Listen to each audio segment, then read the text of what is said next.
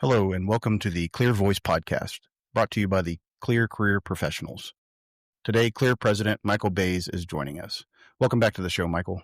Thanks for having me, James. It's such a beautiful fall morning in Texas, and really excited to be on the podcast again. Well, we're glad to have you. What do we got in line for the people today? Well, I have a very accomplished guest that has decided to join us, and I know you're going to talk more about Ken and his past, but just happy to bring somebody on the show that is passionate not only about the career that they just retired from, but hoping to continue to have a positive impact on communities going forward in a different way. Yeah, it's great. Today we've got Deputy Chief Ken Myers on. Ken retired from the Allen Police Department in August of 2025 after 25 years of service and more than 3 decades in law enforcement.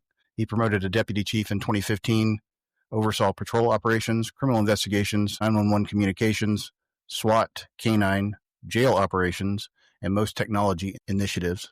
Following retirement, Ken founded Blue Logic Consulting Group, a firm dedicated to guiding governments through all aspects of public safety technology, from needs assessments and RFP design to vendor selection, contract negotiations, procurement, and project oversight. Ken holds a bachelor's and master's degree in criminal justice criminology from the University of Texas at Arlington, and is a graduate of the Leadership Command College, the FBI National Academy, and the Senior Management Institute for Police. Myers has been married for 22 years and is proud of his son, who serves as a firefighter and paramedic. Welcome to the show, Ken. Thank you. I'm glad to be here. Well, it seems like you had quite a career, did a little bit of everything. My fire chief listens to this podcast. I'm glad you're proud of your son, but you couldn't push him into the public safety law enforcement side. No, he certainly has a passion for fire service and for helping people, and loves riding on the ambulance. So it's his passion, and he's living his dream. So it's great to see. Well, in all reality, he probably made the right choice out of the two. I won't tell him that. Definitely not. Ken, you spent more than 3 decades in law enforcement. Can you share a little bit about that journey, what changes you witnessed in policing, both the philosophy and professional standards, as well as the technology side? Well, I started policing back, as we joke, back in the 1900s, and a lot has changed. I actually started as a police explorer, and I remember sitting in a Dallas police car looking at about a 5-inch by 5-inch monochrome screen that you could run very, very basic programs on, and thinking this is state of the art. You've watched over the last 3 decades, policing have its share of troubles, but also wins, and remains still a very noble profession to be in. I was fortunate enough to work in a great community with a lot of support all throughout my career. So I've been blessed in that arena, but it certainly has changed, not only in the way that policing is delivered, the expectations of the community, but technology as a whole and how it's complemented and helped law enforcement and public safety. I didn't have the monochrome screens, but I definitely have seen that change just in my short time in policing, and it's kind of amazing. It seems like it's rapidly speeding up. What values or leadership qualities do you believe were the most important in your law enforcement career, and how have you carried those over into the Blue Logic Consulting? Integrity has always been a key factor with me. Being authentic, being honest, all good traits. Being fair, all good traits of leaders. But I listen. When I was a deputy chief, I created an environment. I think one of the things I was most proud of was creating an environment where people could just walk into my office and be safe, to be able to talk to me, to share personal problems, to share career goals, to ask advice, or just simply vent in a safe spot, and then walk out knowing that it wasn't going to go anywhere. They just needed some time to vent. So bringing that over to what I'm doing now, I think it's important that consultants listen to government on what they need, that they're authentic in the services they delivered, and that they have that integrity to treat each client like they're the most important client that they have. I used a lot of consultants and worked with a lot of software vendors. And one thing I would always tell them is, I don't have to be your most important client. I just need to feel like I'm your most important. Well, and Ken, I really appreciate what you said there, because we're here at Clear, we talk a lot about the open door kind of slang that people throw out there. And, I think there's a lot of leaders who give it lip service. And then even so, as you move through and work with vendors and different folks, everyone says, well, hey, we're customer service first, or we have an open door or whatever. And then, the experience that you have when you walk into the office and you actually have a problem, and or on a contract side, if you reach out to a vendor, maybe the service model isn't quite what it really should be. I think as you've kind of moved through your career, could you tell us a little bit about how that has impacted you, and you grew those value sets more and more as you managed and helped people that didn't see the importance of having that actual communication where you're impactful. So when somebody comes into your office, they leave maybe not with the problem solved, but they leave actually being heard. I think that's really important, that employees and people that you lead feel valued and feel heard. And as a manager, as a leader, your most important commodity is your people. You can't get your job done without your people. When they have high morale, when they feel like they have buy-in, when they feel like their bosses care about them, and that doesn't always mean agrees with them, then you have high morale, you have high productivity, and you're allowing your staff to do what you hired them to do. And they feel supported, and they feel backed, and they feel heard. And not only that, your staff will bring you incredible ideas, ways to succeed. They're tools that they need if they feel safe in doing so. But the first time that they're shut down, you've now limited that source of information coming to you. Strong leaders always encourage that. We talk about open door, and sometimes that means that we're waiting for somebody to come into our office. Yeah, the door's open. But real leaders don't wait for somebody to come in to their door. That open door means they can walk out, talk to their people too, and to solicit feedback and just say, hey, how's it going?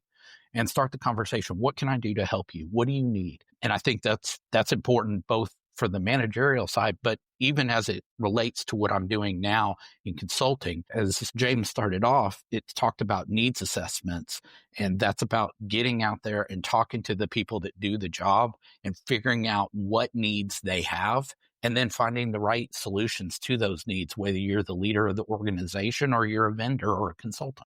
Yeah, Ken, it's amazing how having that opportunity to have that open communication not only can result in better ideas, but how much easier is it to implement things when staff feels heard? And even if it's your idea at the end of the day, it's much more likely they're going to buy into it. So I appreciate you saying that. Technology is advancing so quickly. I've seen cities go from on-premise solutions to now everything's moving into the cloud, email and storage. Lots of places are moving entire CAD and record management systems into the cloud, along with finance software on the city side and everything else. What would you say to a city that is maybe hesitant, sitting on the sidelines, waiting to see how others handle these new tools? There has been a tremendous amount of technology, and it just seems to keep coming and coming and coming, and new startups every day. And that's an exciting time to see this new technology come to the market, but it can be scary too.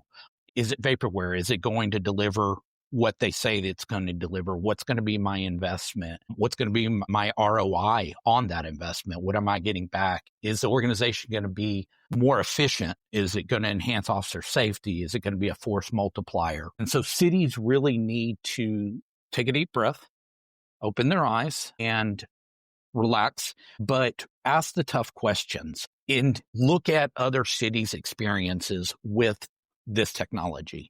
Sometimes it's great to be on cutting edge. Sometimes it can be a little tough on an agency to be on the bleeding edge. Each organization is going to have to figure out what they're comfortable with and how much technology is right for them. Making sure that you understand what your problem is and that you are looking for the right solution to that problem. There's lots of vendors that'll tell you out there that they can solve your problem. They just need to understand what it is. And that can create some problems and should raise some red flags. The move to the cloud has proved to be stable. And if you'd asked me 7-8 years ago, I was scared of the cloud also. But it's been proven it's reliable if it's installed and supported correctly and people understand how it works. So getting in and having an understanding of it, asking questions, having fail safes, having backup plans to it will help with being more comfortable with bringing on new technology, whether it's a CAD in the cloud or an RMS in the cloud, or any number of different technologies that are new for an agency, maybe moving from handwritten tickets to ticket writers. Even out nowadays, You may not hand them a citation anymore. You may hand them a business card with a QR, or they may get texted their citation. And for some, that is a monumental shift. And so not only understanding it, but also embracing it, having buy-in from your staff that this is the right way to go, understanding the reluctance and some of the fear that could be behind it, and then addressing that and showing them, patiently that everything will be okay. In new technologies recently, probably two of the greatest technologies released that have helped law enforcement have been license plate readers. Great investigative tool, alerts you to things that, sometimes we just stumbled across. Now we're finding them with intention. Stolen cars, missing children, sex offenders in places they shouldn't be. There's a lot of pros to license plate reader and the technology from an investigative and a proactive way. And they're being embraced both in the public and the private sector. There's some shared commonality among those. To think when I started back in the 1900s, in policing, and go back 30 years, drones wasn't even a thought of how it could help police. But now our officers are safer. We're engaging in taking dangerous people into custody safely and from a distance. And we're not operating, a multi-million-dollar helicopter that's very expensive to be up there. These are rapidly deployed. They can be used by small agencies, by medium-sized agencies. They're quick and they have a beneficial. And I think our next big wave is going to be AI. You started off the question with being scared of things. And I think AI is the new frontier in technology facing not only law enforcement and the fire service EMS, but facing all of government. And how are we going to embrace AI the right way? Yeah. And Ken, I know that you and I had talked about this before, but there's an enormous amount of responsibility that comes to those agencies along with this technology as far as guaranteeing the freedom of our public and of our citizens. I'd mentioned to you that we did a recruitment over this last year where one of our candidates' vehicles was captured with a license plate reader when they were up in the city interviewing, and that photo was subsequently released on social media in the city where he was currently working. The impact for us was naturally it makes candidates fearful that, if they apply for a position or something and the LPR picks them up and then that gets released in their community, what's the impact of that? And so we have an obligation, in law enforcement and it's just in government in general to make sure that we hold a very tight line of what is acceptable and what's not. I think, the public is always skeptical of giving us more and more technology and then how we're going to use that and how it may limit their freedom. Absolutely. I think that you can look at some communities and people are scared of Big Brother and what are you going to do with that data?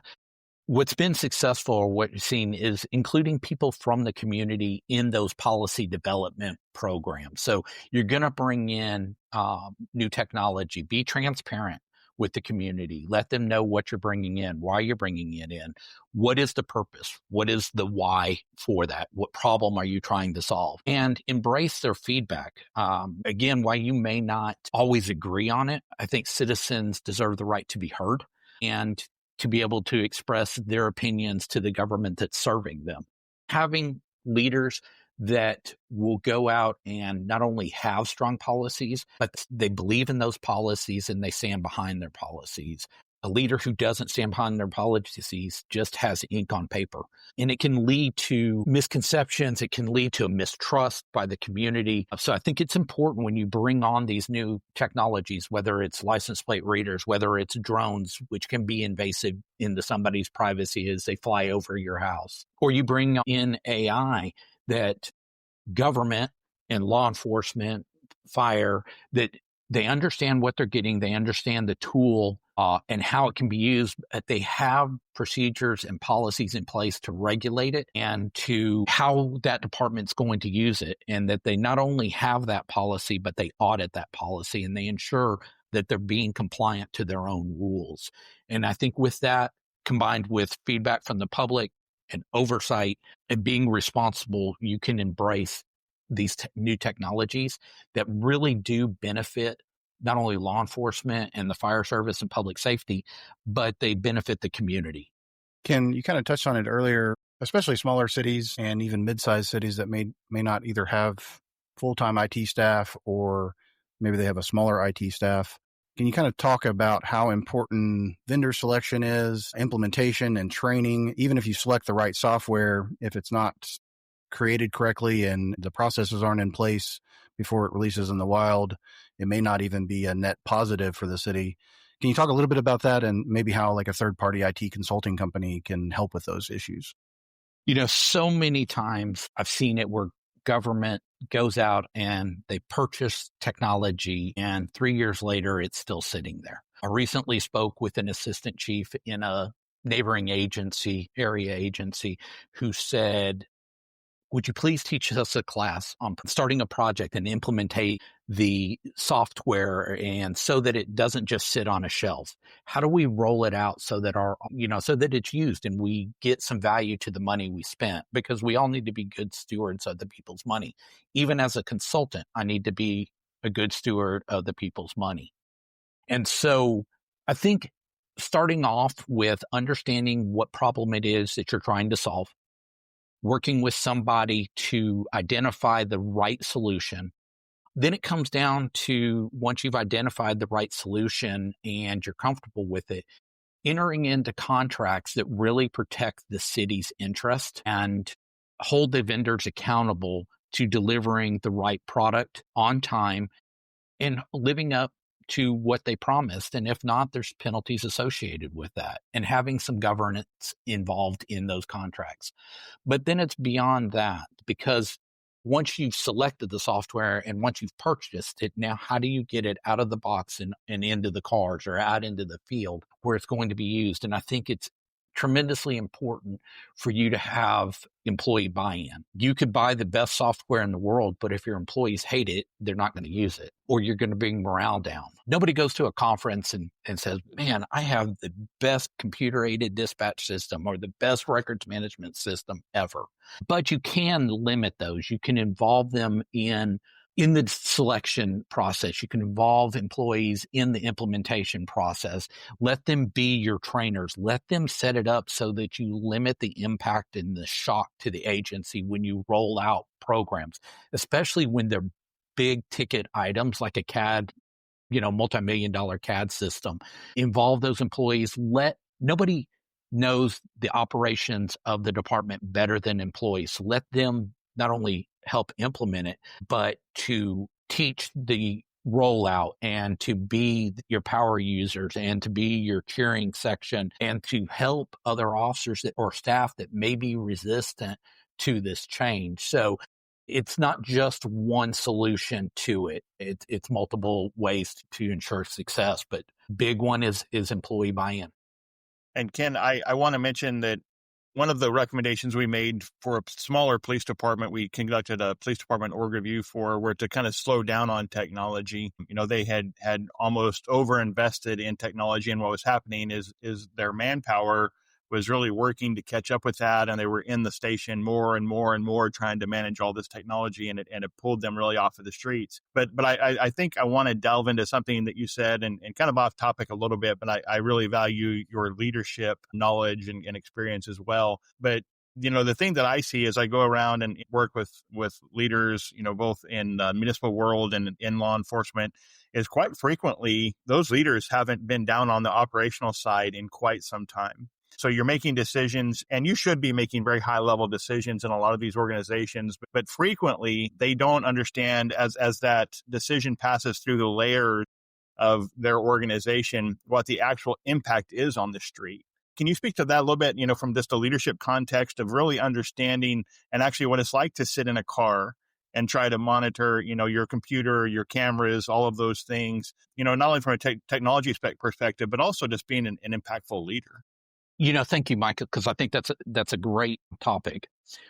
When command staff, when leaders come down and they're telling officers or they're telling their staff at the line levels how to do their jobs, it typically doesn't go well. So what I really tried to do was, we would outfit a squad car. And while I didn't drive that squad car, I had to pay for it out of our budgets. And so I would work and get a team of officers and said, this is your office for 12 hours. What do you need?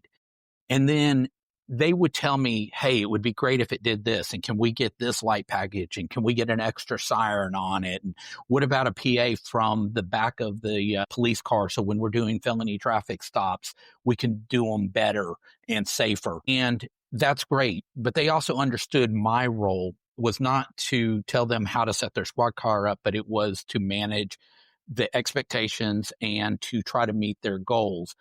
And so I always keep that in mind with it. When we did a major overhaul of our records management system, we identified key personnel at the line level throughout the organization, people from dispatch, from criminal investigations, from patrol, both sworn and non-sworn, that we tasked with the implementation and to work with others, because line officer, line personnel to line personnel, you're going to get a different version of how are things going and what do you need than when command staff or leadership asks sometimes, hey, how's it going? It's great. But, their buddy asks how it's going. Man, this is terrible. What were they thinking? When you empower line level employees and task them and then get out of their way and be the support, be the bulldozer for when they run into a roadblock, be a problem solver for them, then I think it's a win for everybody. And again, I've talked so much about that buy-in. That's how you get employee buy-in. Recently, we had Dr. Victoria Fudge on, and she highlighted AI and how cities can implement some things now. But when we were talking, that raised the issue of cybersecurity. From your perspective, what should cities be doing now to secure their systems, and what is at risk if a bad actor penetrates a municipal network? We're seeing it more and more. One of the major CAD RMS vendors has now created a response team. So when their software gets attacked in a city, they're able to go into those cities and get them back up and running. And it's not just a small town problem. When you look at it, it happens in small towns, it happens in large towns, and it happens in NFL level cities. And we're seeing these attacks. The first thing that cities need to do is start planning. What happens if this occurs? What are we going to do? What is our response? And in that plan, they should plan how are they going to look for their vulnerabilities. Then you stick to those plans and you work with experts in the field to help identify your weaknesses, to strengthen them, to make it hard. In police work and crime prevention, you'll talk about target hardening, and we talk about locks and lights and cutting your shrubs so that they're not blocking your windows and all the things that have to go with crime prevention through environmental design and making it tough for them. But then we don't take those same principles and apply them to our security and our network. And we leave old technology in place with outdated and unsupported features. And we are shocked when somebody takes advantage and enters in our system and locks it down and wants ridiculous amounts of money from us to maybe restore it. And so you need to have a plan. You need to be educated in it. Again, not being scared of this monumental task that's going to be before you, because, it's like the saying, how do you eat an elephant? One bite at a time. Well, how do you address cybersecurity? One issue at a time, one aspect of it at a time. And eventually over time, you'll strengthen your system. You'll have a plan. You educate your employees how to avoid it. A lot of cities are sending out not only educational materials and testing them on the materials, but then auditing their employees by sending a proactive, type of phishing attack and saying, you clicked on this and you probably shouldn't have. Let's retrain a little bit, and really can raise the compliance and safety of your organization proactively. Having a plan, understanding your plan and executing it, audit, following your policies, and then working with experts in the cybersecurity, making sure your software, your computers, your firewalls are all up to date, crucially important. Yeah, and Ken, James and I kind of had an experience with a ransomware. I was retiring from a city and moving on to a different city as a city manager. And it just so happens the city I was leaving and the city I was going to use the same managed IT provider. Over the weekend of that transition, 11 North Texas cities that used this provider were hit with a ransomware event. I'd left the one city, but I think they recovered pretty quickly because, they had the software and things set up, correctly. But the city I was going to lost everything. This was right around budget time. And so we lost all of our budget information. The city had been scanning in all their invoices and payments and then shredding the actual paper documents. And so when I say we lost everything, I mean, we lost everything. I think it speaks to a couple of things of making sure that your vendor selection, and I think that's why I'm really excited about you coming online here, is your vendor selection is really, really important because you're opening up all of your systems to that vendor. If that vendor makes a misstep, it has a significant impact on the community and the citizens and the service delivery that you're trying to give to them. It's not just, as simple as going, hey, well, we just selected a vendor. And so who you trust in IT is probably one of your most important components of managing a successful city. Absolutely. Things to look for in your vendors is what is their experience? With me being recently retired, I'm not bringing project after project as a consultant, but I bring 30 years worth of law enforcement experience with the last 20 very heavy into the tech side of things. So it's more of a practitioner experience, which should be weighed in that. But look at, what is the vendor's approach? What is their background? Does it make sense? Is there something in there that you read and you go, I don't understand this, and the vendor isn't explaining it to me right?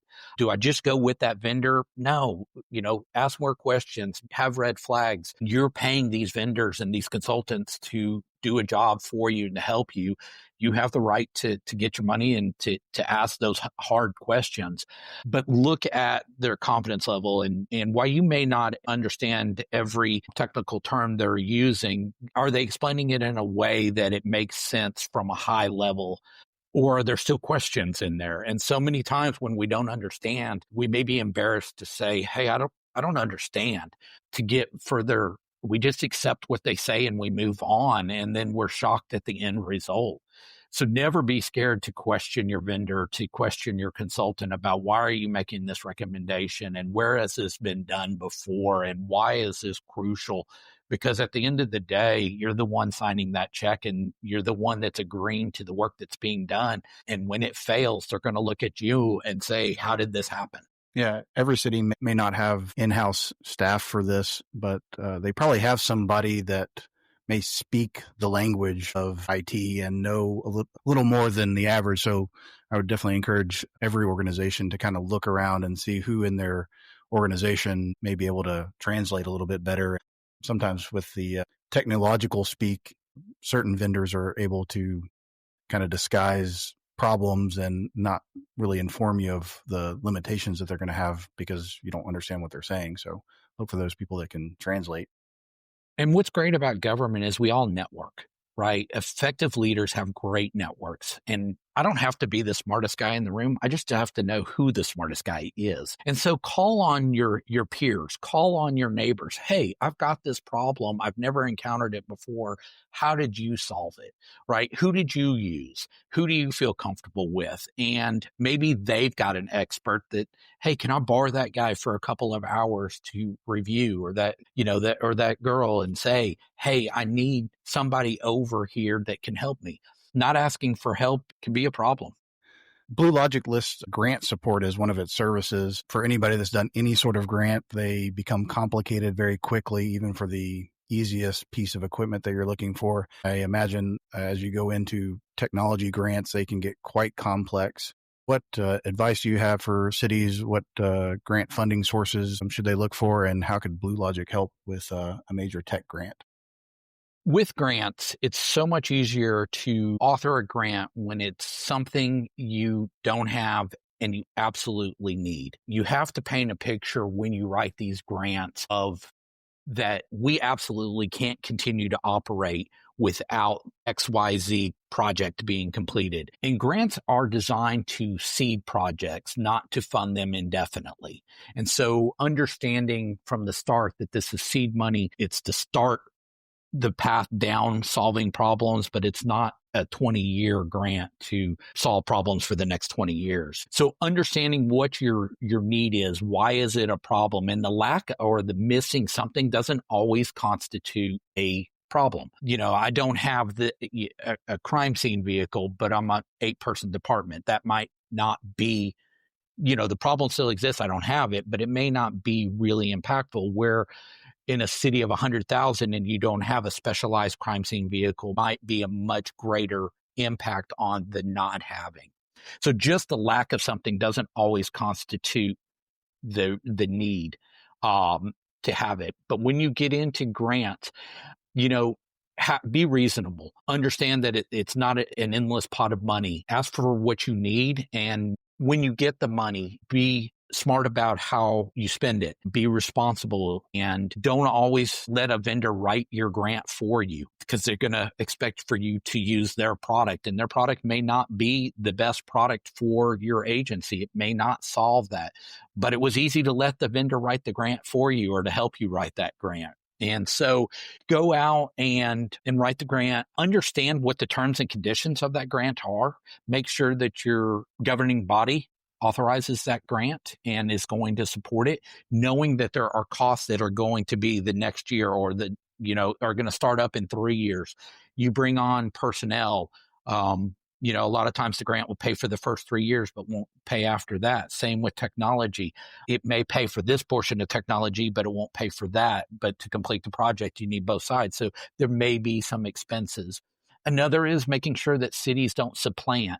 And supplanting is using already budgeted money or asking for a grant for things that are already budgeted. And so most grants will have a supplanting clause in there where it's got to be a new project that wasn't previously approved for funding by that governing body. Those are important things to look at, and then track everything. They're going to want to know your results. And just because you have a bad result doesn't mean the project was a failure. Just maybe one aspect had an unforeseen consequence. But be honest in your reporting. If you didn't meet your numbers that you thought you were going to meet when you wrote the grant, that's okay. Be honest about it. Explain why you didn't meet that number and then what you're doing to change so that you do meet those goals and objectives at the end of the day.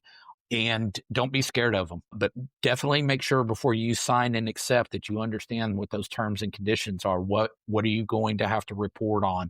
What are your measurements? Can you measure those? What's the match? The cities typically will have some kind of match, whether that's in kind or financial. Are you prepared to meet those matches? Do you have those resources? If it's technology, great, I can buy the technology. Do I have a plan to roll it out? So there's a lot that goes into those grants. Michael, do you have anything before we wrap up here for Ken? I just want to really say I appreciate Ken jumping on. And, it's real interesting because we, here at Clear, we have Kent Myers, who is our vice president. And, he's leading the effort down at the new city of Starbase. And then we have partnered here with Ken Myers. And so I think a great show coming up in the future would be Ken and Kent coming on, and we can kind of talk about the Myers name, and all that's there. I don't think you guys are related at all, but Ken, seriously, Clear will be turning 3 years old later this month. And so, having, so many people who have retired from government that are now part of our team and starting a new company, we understand the struggle of kind of getting out there and really trying to demonstrate to people that you have a heart of service. And so for us here at Clear and, James and everybody that we are able to do these podcasts with, I think it's really great for us to be able to highlight new people that are entering the market that can really have impact on communities. And we want to support, you and your effort and anything that we can do as a collaborative partner, because at the end of the day, what we want to see is communities succeed and just have an amazing quality of life for their citizens. And I know that is at the core of what you do as well. Absolutely. Well, thank you for having me on. And it was an honor and a pleasure to be here today to talk about this exciting time in my life and starting this company. And when I retired, I told my wife, I've got to do something with purpose. And that purpose is going to be helping these communities, helping government, helping law enforcement or public safety the best I can with their technology choices, allowing them to be a force multiplier, encouraging them not to over-technologize programs like some agencies have done, and really just finding the right solution for them. And sometimes the right solution is just good old-fashioned police work too, and we don't need to forget that aspect, or just trusting the instincts and the training that an engineer has and how a street's designed or how fire should approach their job too. Sometimes we need to make sure that we don't lose that aspect. And with AI and technology, we sometimes forget about our employees and their experiences and what's worked in the past. I want to stay true to them and to the communities. And so again, thank you for the opportunity to be on here. Very honored by it. Can you tell everyone how they can reach you if they have questions or need some services? So my website is bluelogicconsulting.com, and my phone number is 214-276-2061. And I can also be reached at info@bluelogicconsulting.com. Well, I definitely want to thank you for being here, for your time and the expertise you shared with us. Michael, thank you for being here as always. I enjoyed getting to talk to you this week. And for everybody else, please make sure to check out Clear's website, clearcareerpro.com, for the latest job openings, and we'll catch you next time.